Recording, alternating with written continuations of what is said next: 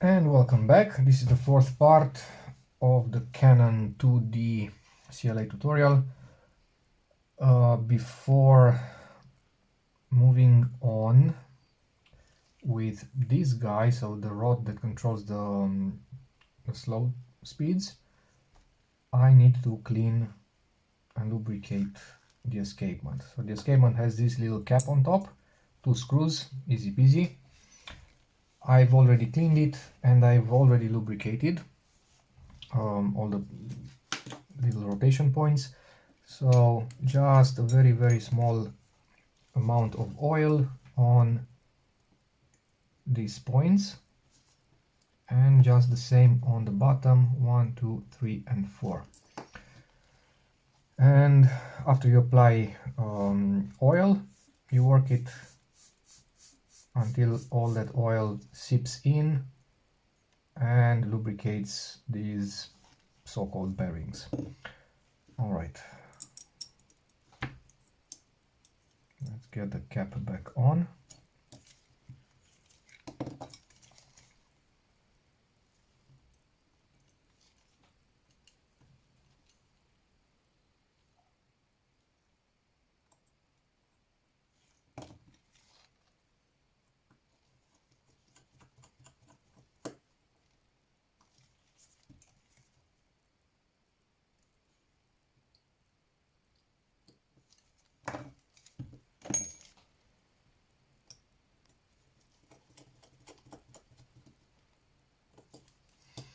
And now this is ready.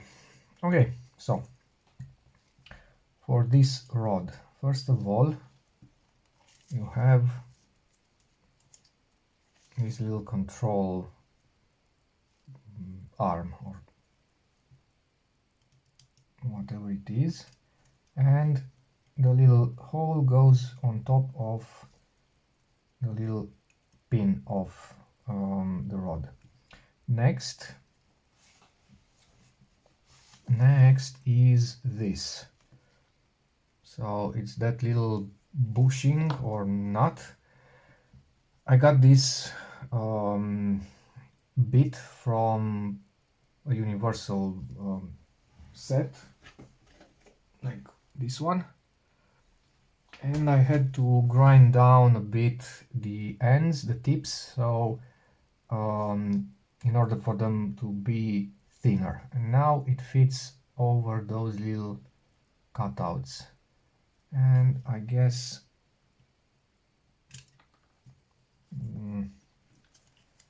we'll see if it's good enough. This inner cutout might not be deep enough.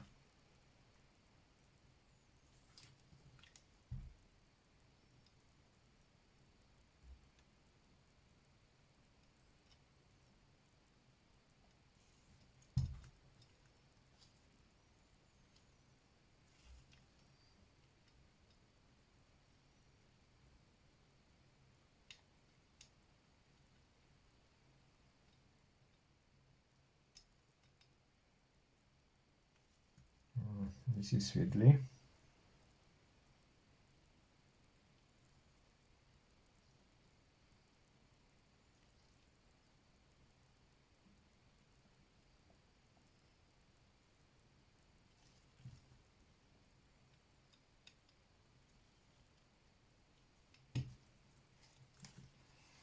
Okay.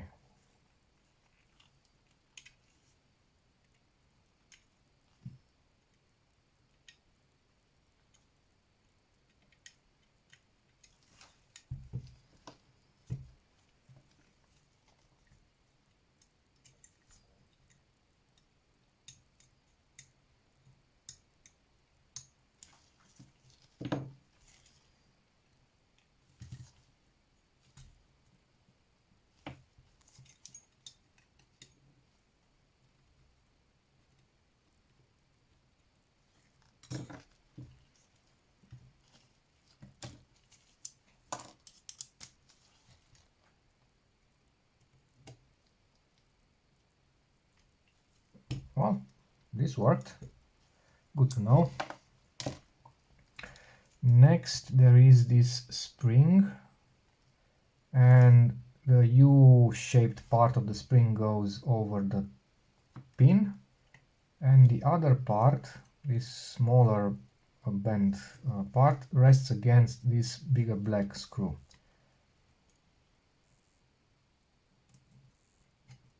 Alright, and on top of it we have this end cap.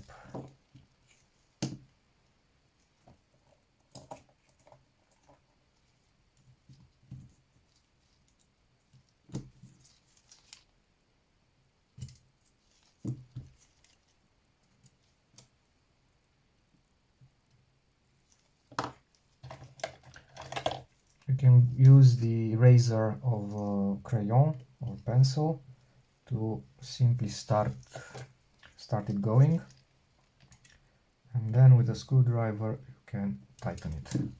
Okay, and now this should be pushed down by the spring.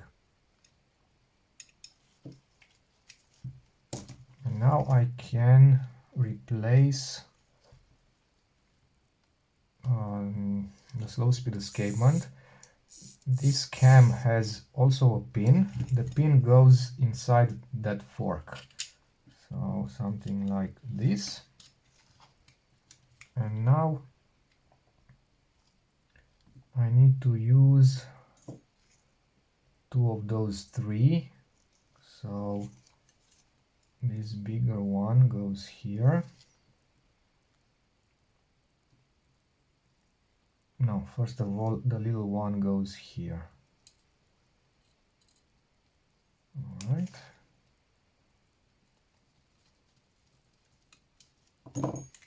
And next,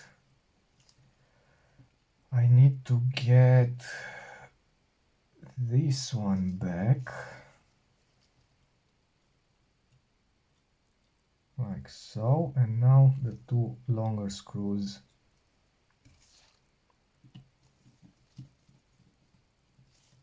One goes here and one goes here.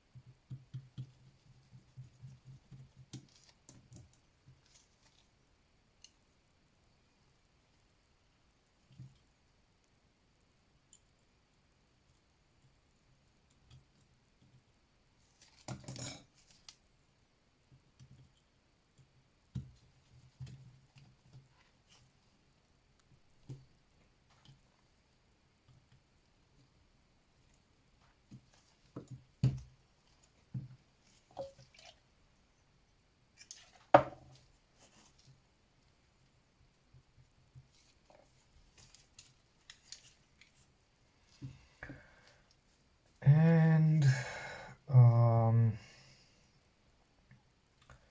we also have this guy, the latch, and the flat spring. And I will start with this. So first of all, these two shims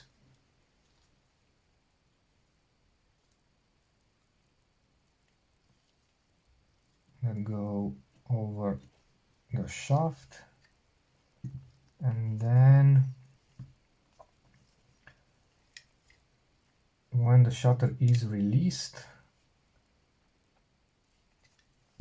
the pin of this round piece should press on the spring of the rod. So this one goes like so. Okay, and next it's the screw.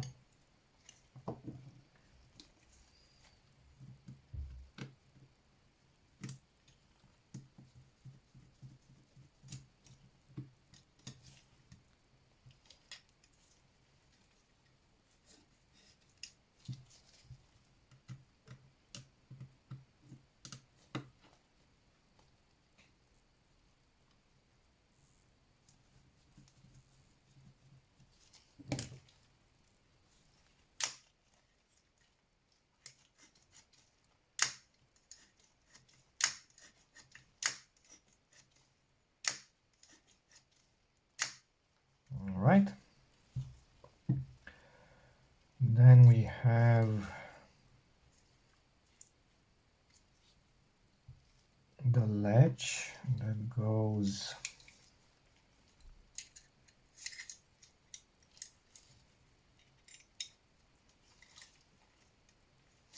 here, and I will use just a little bit of oil in the two holes, so here and here.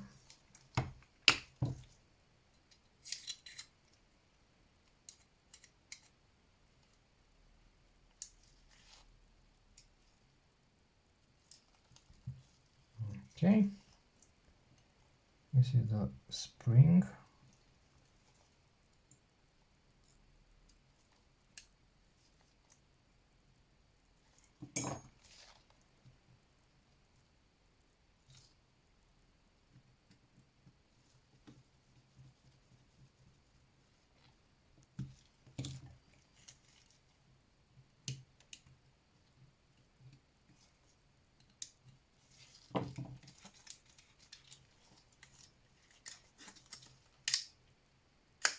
All right, and finally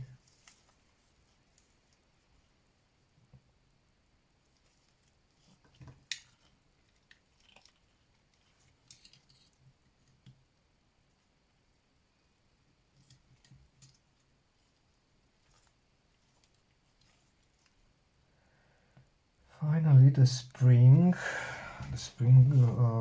flat spring, that also the screws that keep this spring in place also keep this light baffle. But now, because I got this one back, I can't really access this that I should be holding with my finger. So I need to actually remove the escapement again.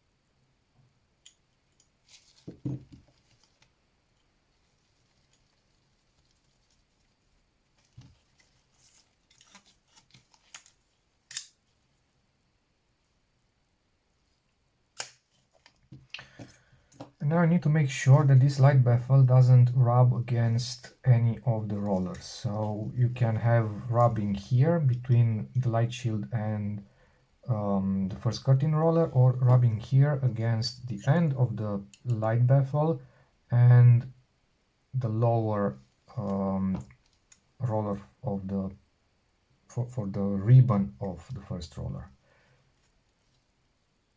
And you can usually either hear it or see it, but right now it's looking good. Maybe I could pull it slightly to the right. Okay.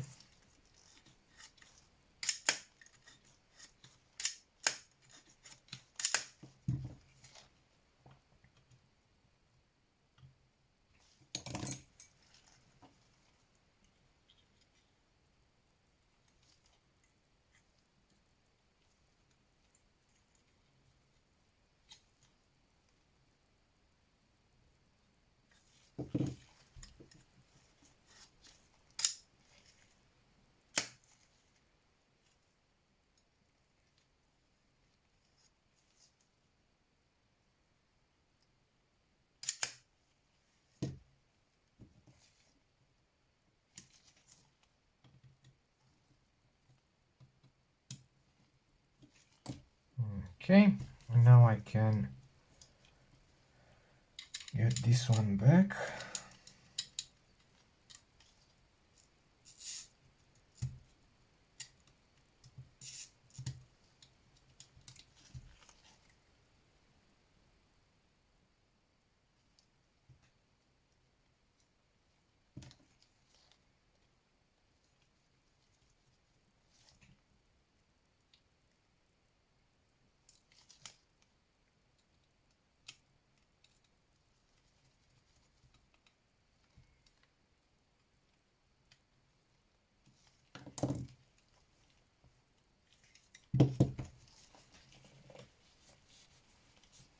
And one more light baffle for the upper part that goes like this.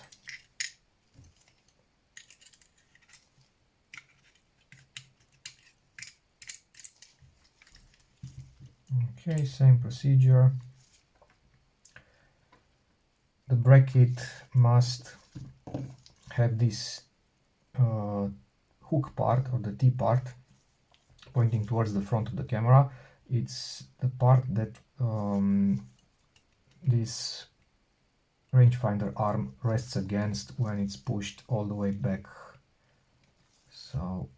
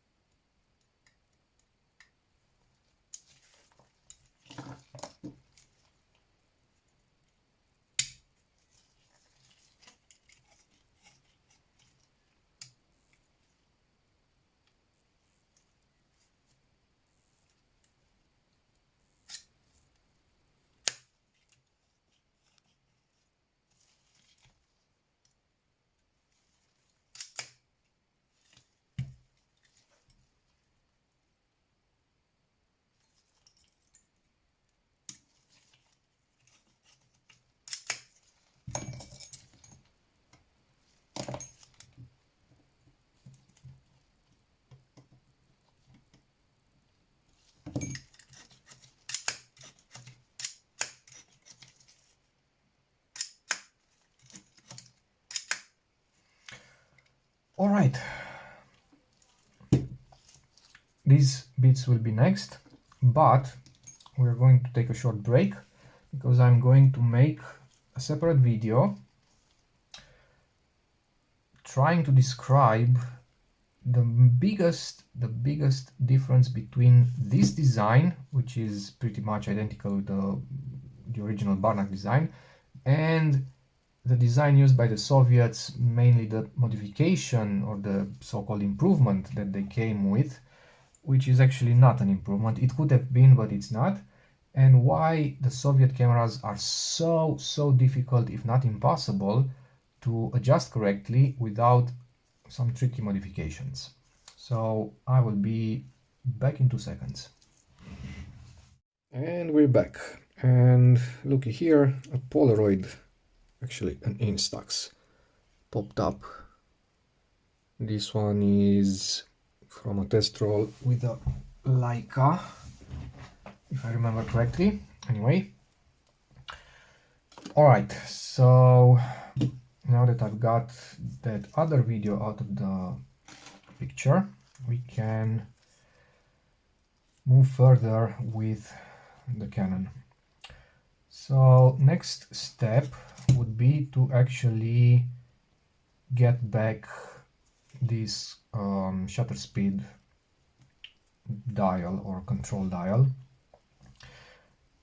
You don't need to make any signs or anything when you take it off, because finding the right orientation is super easy.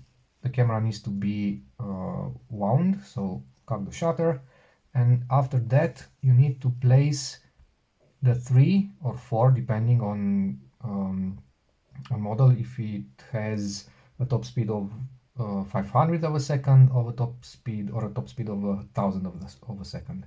So in my case, 500 of a second top speed.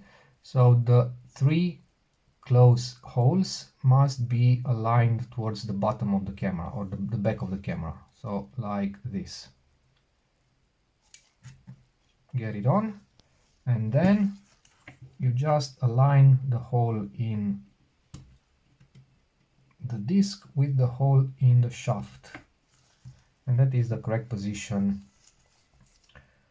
for this control dial.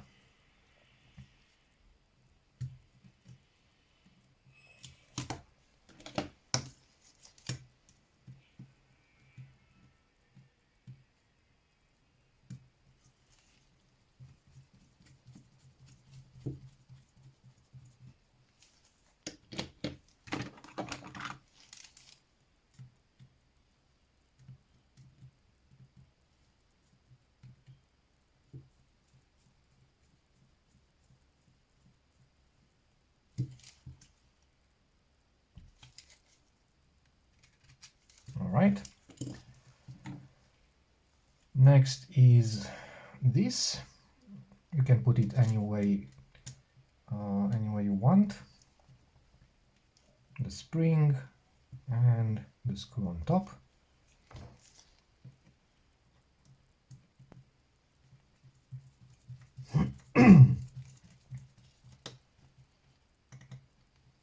All right, and I still have these 2 screws that I should be getting back, these 2 holes, because I'm not going to open the shutter anymore, hopefully.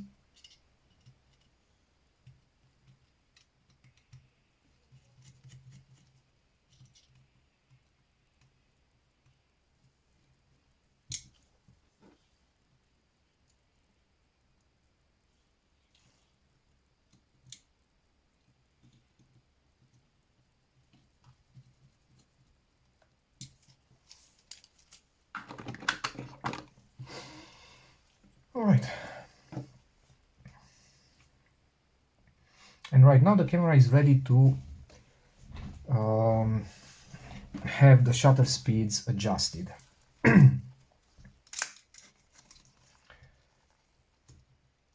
Normally, before adjusting the shutter speeds, you should have everything that's on top of this shaft connected. And by everything, I mean the shutter speed dial, because it adds extra mess. So even if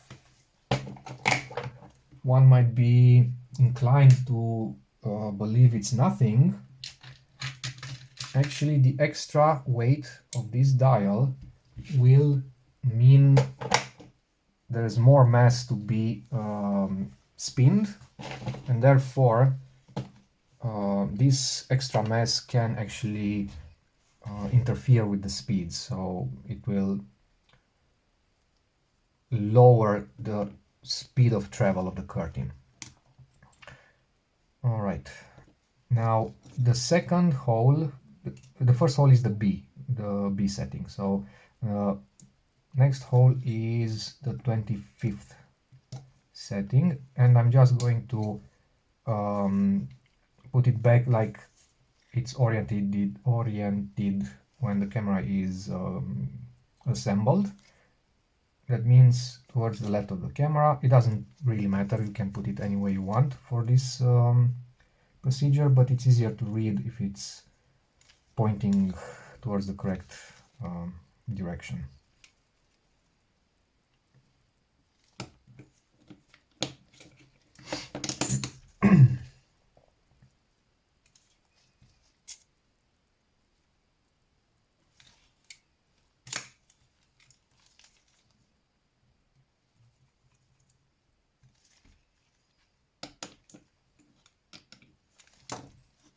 Okay, so this is 25th.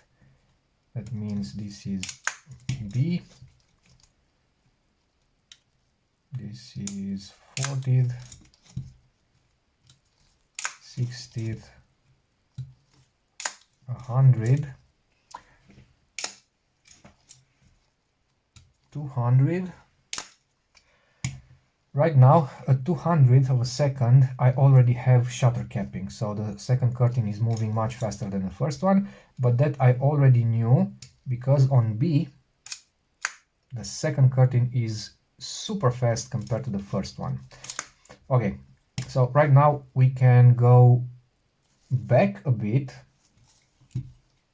to the two adjusters, and I'm going to use the Leica method to adjust the shutter.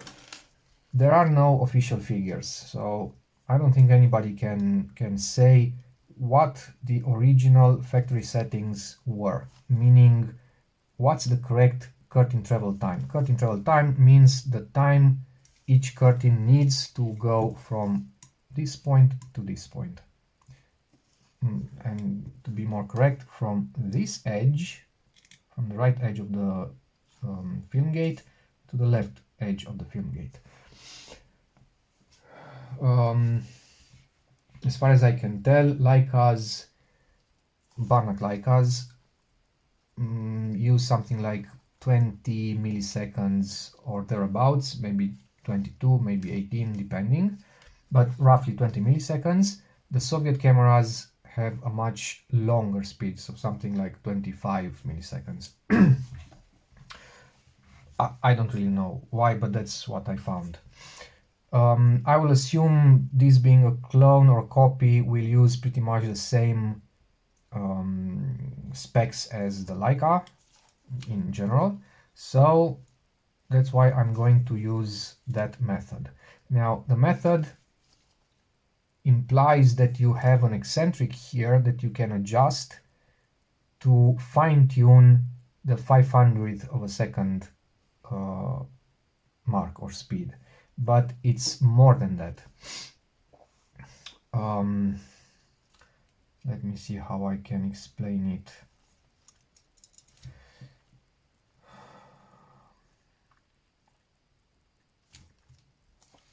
All right, so in order for the second curtain to be released, so right now I am on 40th of a second. When you press the shutter, actually I'm going to demonstrate it on B. So when you press the shutter, it's harder to see because I got the dial back. This thing that is physically connected to the shaft, that means to the first curtain, starts to rotate. And it travels clockwise. And it travels until it stops, obviously. In case of B, because it's the counterclockwise most position on that perforated disc, the travel will mean, or when the travel stops, that thing will stop short of this round thing on the brake, on the second curtain latch. As you change speeds and go up from B to 25th, 40, 60, and so on, that thing moves more and more and more clockwise.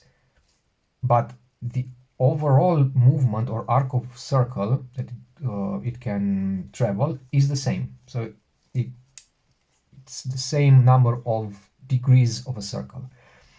That means that for all other speeds except B, this thing, when moving, will hit this round thing that should have been an eccentric that's on the ledge. And when it hits it, it pushes the ledge out and releases the second curtain. That's how it works. All right. So for B, it stops short. For 25th, if I put my finger on the ledge, so I won't allow it to move back,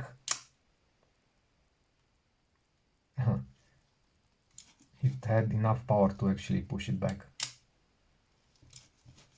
That's quite interesting. That is very interesting. Why am I not able to stop it?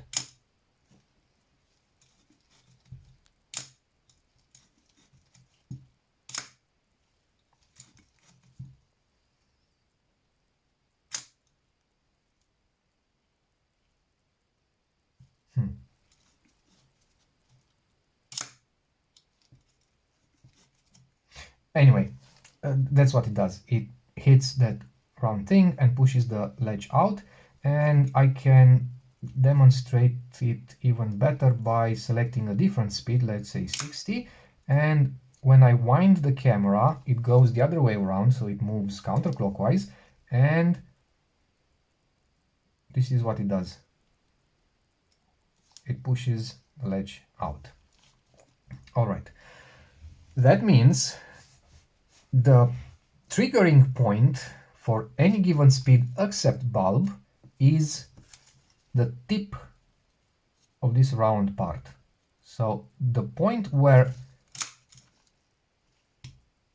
that cam, this lobe, touches the round thing, that is the point in this axis where the shutter is stripped, the second curtain is stripped.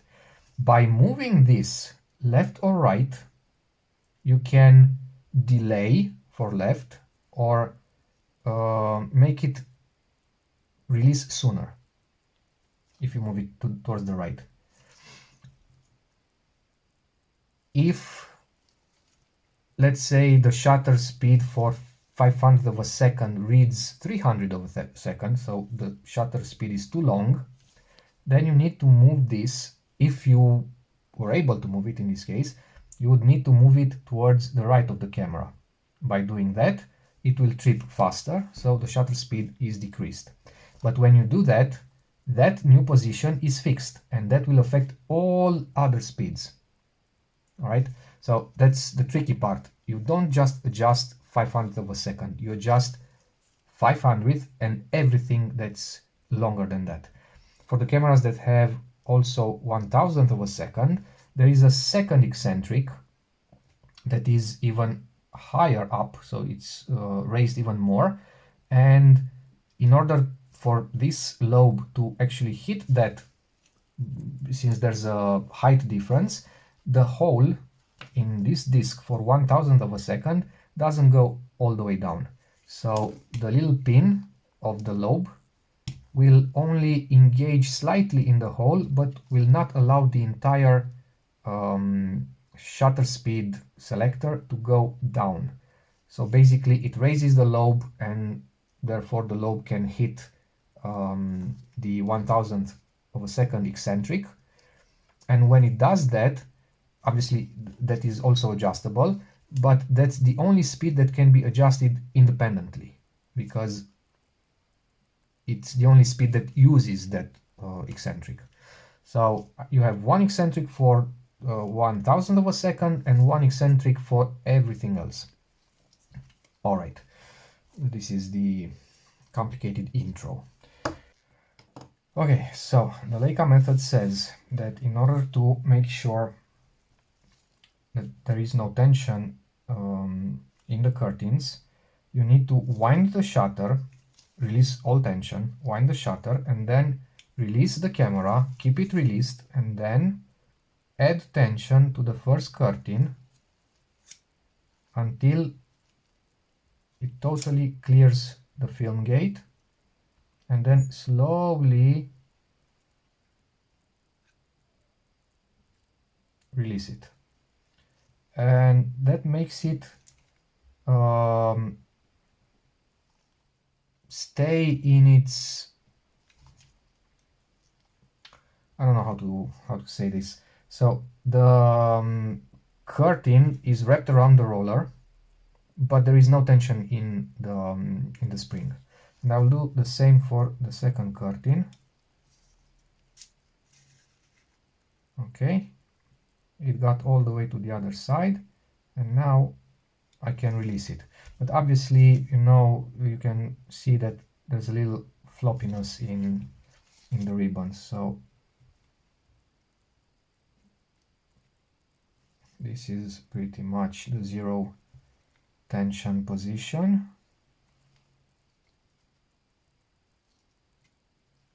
And this is the zero tension position for the first curtain. That is less important. What's important is the second curtain right now. Okay, so for the second curtain, I will add 1 3/4 of tension. So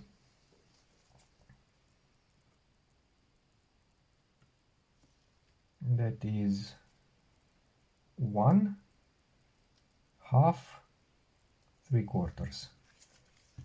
Okay, now I can tighten the locking nut.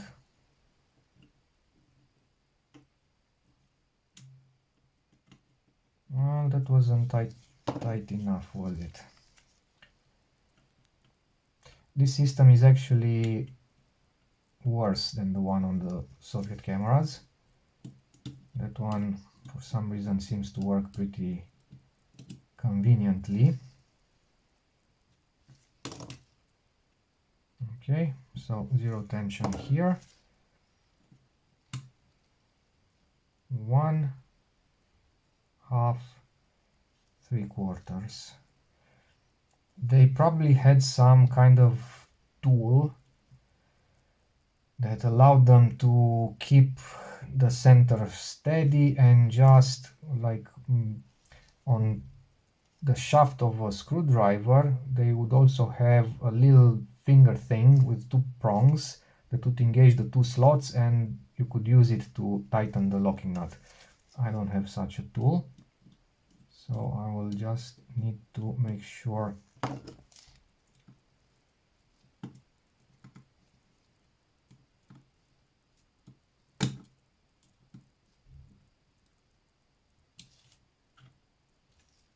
okay, that's pretty much okay.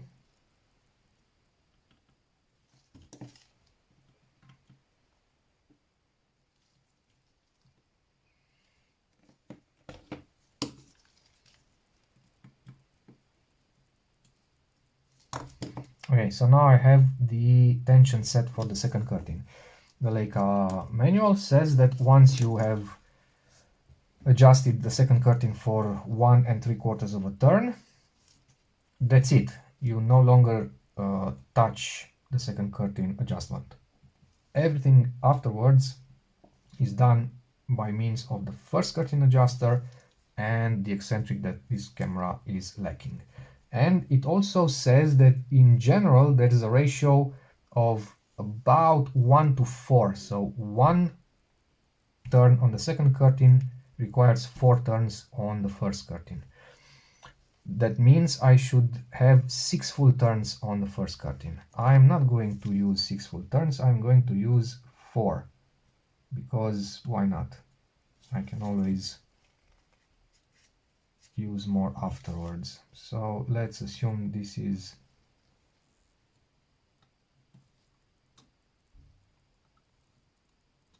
this is 0, and that means 1 2, 3, and 4.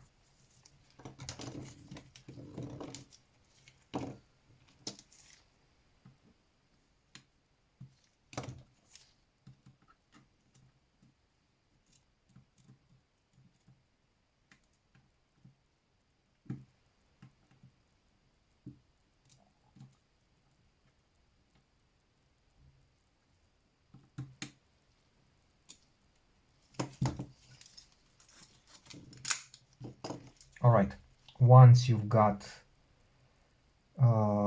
this tension set, you can go back to 500 of a second and check for shutter capping.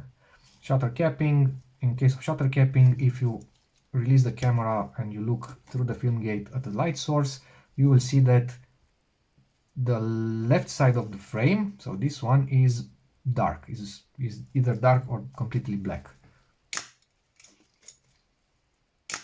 Like it's happening right now. It won't even I don't even see a gap, so the second curtain is moving way too fast. And you can always revert to B and notice the difference. So the second curtain is a lot snappier than the first. So that was 4 full turns, way too less tension. Let's take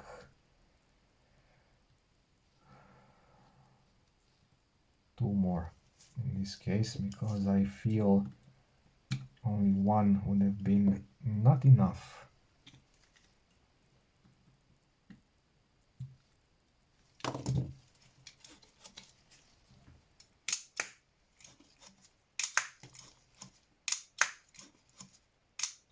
Now the first curtain is also a lot snappier.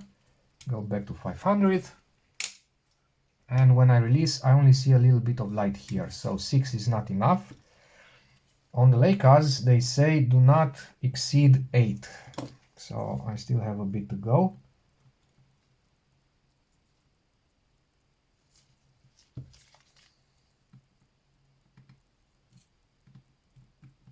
Also on the Leica, right now I could have adjusted the eccentric to make it release later and therefore decrease the capping. Okay, and right now I can see the entire image. But that doesn't mean the curtains are balanced. The Leica method says that by adjusting the first curtain tension, you need to balance out the curtains. So you got to make sure that both are traveling with the same speed. Now, obviously, back in the day, they used a rotating drum with slits in it, and you would actually see diagonal lines. I've talked about this method in the past. I also have a CRT monitor that I can use to see this, and I also have a sort of a light or visual tester for this. Nowadays we have shutter speed testers. This is mine, 3 sensors, and I will use this to actually get the correct values, because I can adjust it until both curtains travel with the exact same, not speed, at the exact same time, or better said, in the exact same time. So basically same curtain travel time. And when both are in sync, I will see what speed I get, because you're not chasing the shutter speed, the accuracy of the shutter speed. You are chasing the balance of the two curtains. If the curtains are unbalanced, you will get uneven exposure. You'll get pictures that have a fade out or a gradient of exposure, and that is not good. I would better have super balanced curtains, so even exposure all over the frame, even if I would get 300 of a second instead of 500. Besides, the tolerance, the permitted tolerance, is pretty much 30%, maybe even more for the high speeds. So it's okay, it doesn't really matter. After you get in a Leica or a Canon that has the eccentric, or Nikon or Leotex or whatever, when you get the two curtains balanced, then you can adjust for, or you can fine-tune the shutter speed by means of that eccentric. So 500 is actually 500. Normally, when you get that speed correct, all the other speeds will be correct, assuming, obviously, that the manufacturers got the distance between the holes correct, because even 0.1 millimeters that way or that way will change the shutter speed. In my case, since I don't have the eccentric, I can balance the curtains for this setup, which might actually not be the correct one. Maybe I need a different tension for the second curtain. Right now I feel it's too fast.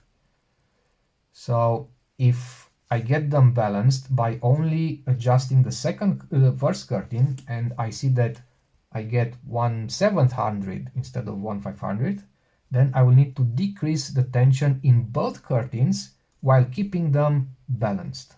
That will be the challenge. If obviously I get a slower speed, then I will need to increase. But as far as I can see it,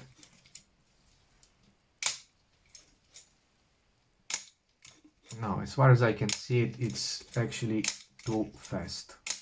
But we'll see. I'm pretty curious to put it on the shutter tester and see. And that is the last major thing that you need to do to this camera to have it serviced.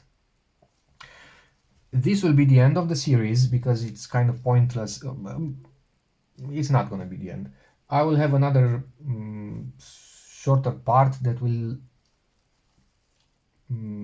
be a conclusion, where I will have the camera fully operational. I will have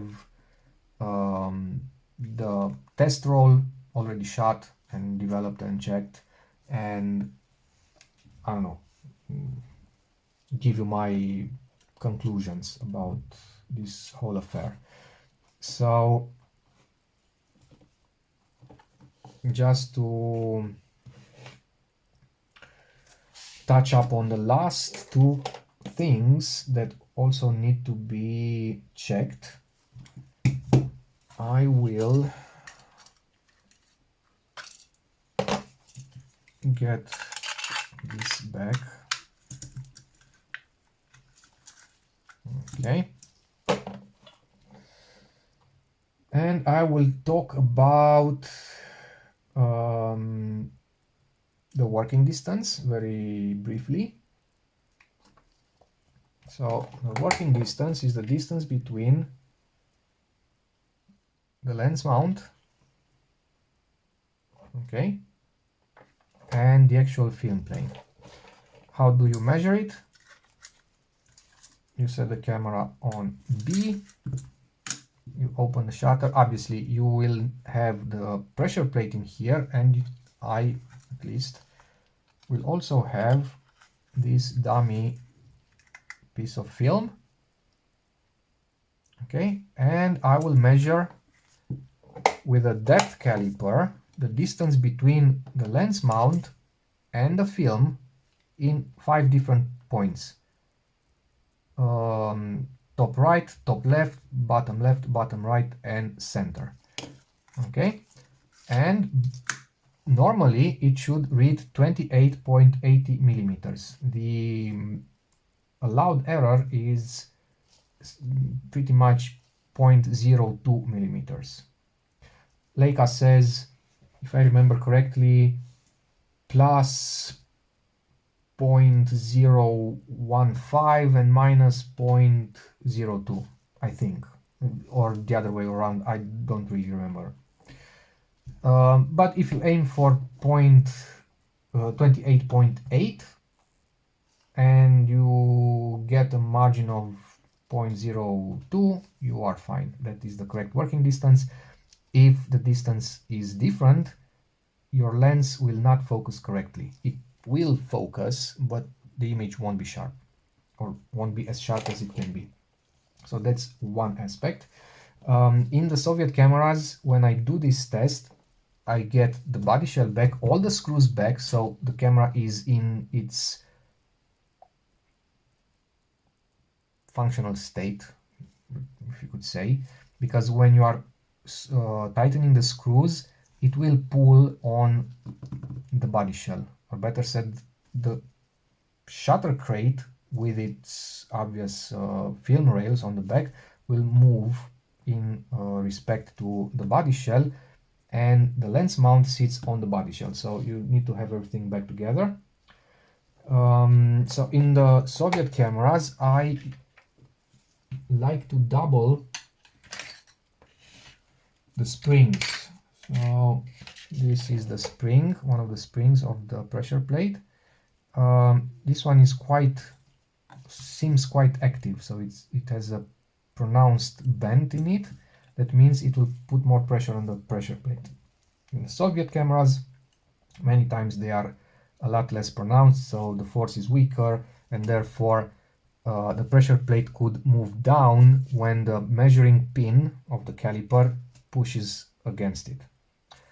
And what I do, I have another set of these springs, and I put two springs, one on top of each other, one on top of the other. So two springs down, two springs up, pressure plate, everything back together, screwed on, measure, and add little pieces of shims of different thicknesses until I get all the measurements as close as possible. When I'm done, I know what's the stacking order of the shims. I remove everything. I remove the extra set of springs and get the camera back together again. So it's a bit of fiddling, but it has to be done. That is one.